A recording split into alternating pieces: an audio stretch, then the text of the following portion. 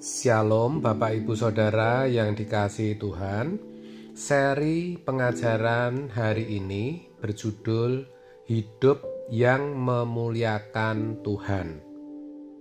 Satu hal yang bisa membuat hati Tuhan senang adalah ketika kita dengan rela mengarahkan hati kita kepada Dia. Ingat, di satu sisi Tuhan bisa tidak membutuhkan apa-apa dari kita. Di sisi lain, semua yang kita berikan kepada Tuhan, baik itu tenaga, waktu, uang, itu terbatas.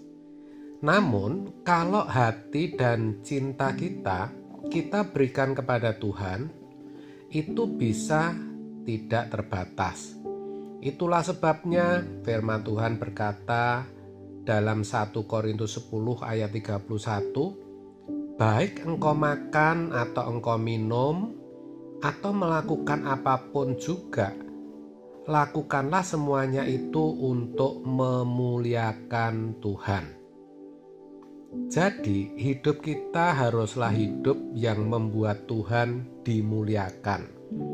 Dimulai dari hal-hal kecil dan sederhana dalam keseharian kita. Sebab semua itu tentu dilihat, bukan hanya oleh pasangan hidup, anak, orang tua, keluarga besar, tapi juga dilihat oleh tetangga dan banyak orang. Ibarat kalau kita melihat orang yang terhormat, di mana setiap kali ada orang melewatinya atau bersalaman, menunduk. Demikian pula kita, sikap dan perbuatan kita haruslah membuat orang bisa menemukan dan mengenali bahwa Tuhan kita itu mulia, agung, dan terhormat. Maka mulai dari bangun pagi, kita buka mata, setiap peristiwa yang Tuhan sediakan dalam hidup kita harus kita jadikan sarana untuk memuliakan Dia.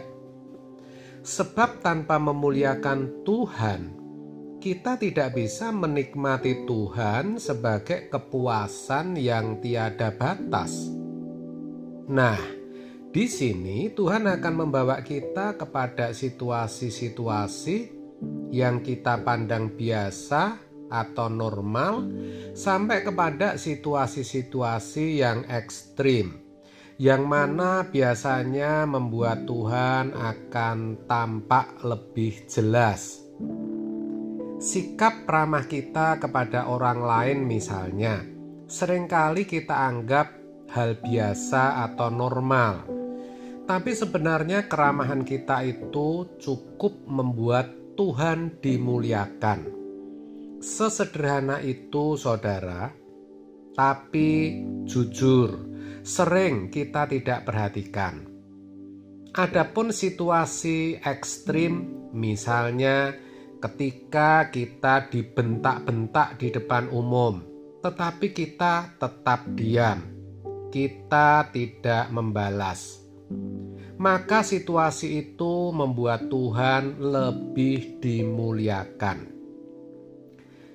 Dan inilah ciri dari orang-orang yang menyerahkan diri untuk Tuhan.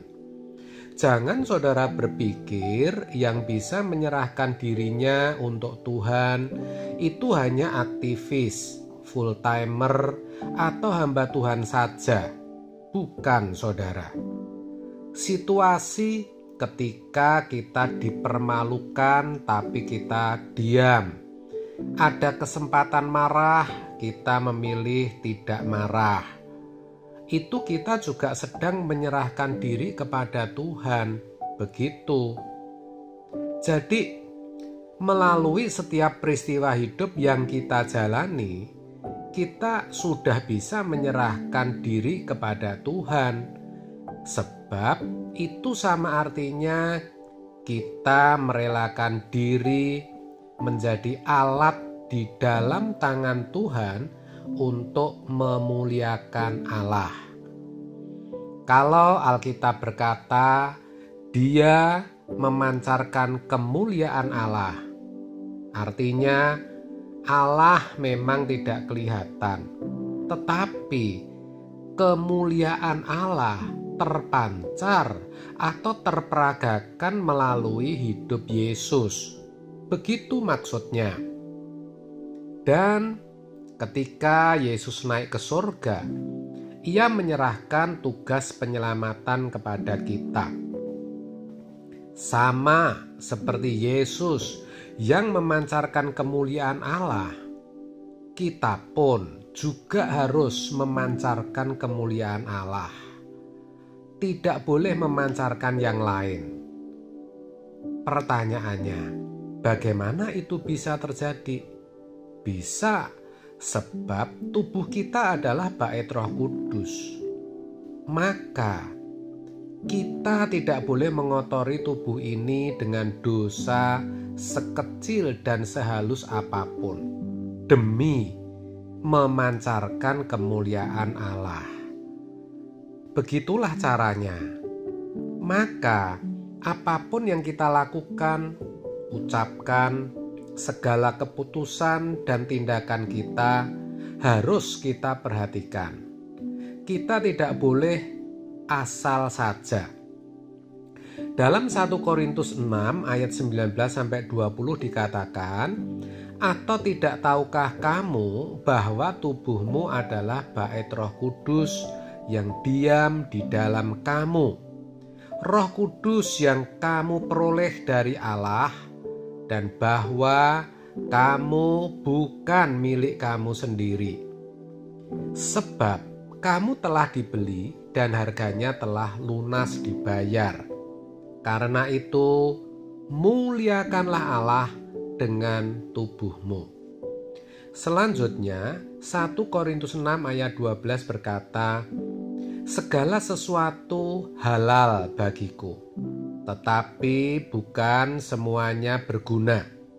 Segala sesuatu halal bagiku, tetapi aku tidak membiarkan diriku diperhamba oleh suatu apapun.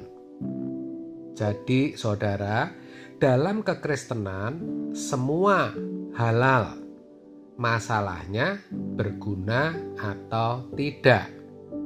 Nah, berguna tidaknya itu diukur dari apakah menyenangkan Tuhan atau tidak, memuliakan Tuhan atau tidak. Tuhan itu lembut. Dia tidak memaksa kita melakukan apa yang menyenangkan Dia. Maka Dia juga tidak pernah melarang kita memiliki hobi atau kesenangan. Masalahnya, semua itu memuliakan Dia atau tidak.